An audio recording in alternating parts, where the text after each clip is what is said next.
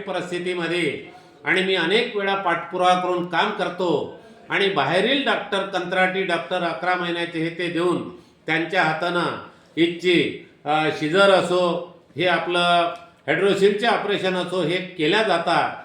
म्हणून मी महाराष्ट्राच्या मुख्यमंत्र्यांनी खनिज संपत्तीने हा एरिया ब्रिटिश कालीन पूर्वज जिल्ह्याचं ठिकाण आहे, कृषी प्रधान वणी मतदारसंघ आहे, खनिजनी आहे, परंतु या भागाची पूर्ण संपत्ती बाहेर लुटून नेतात।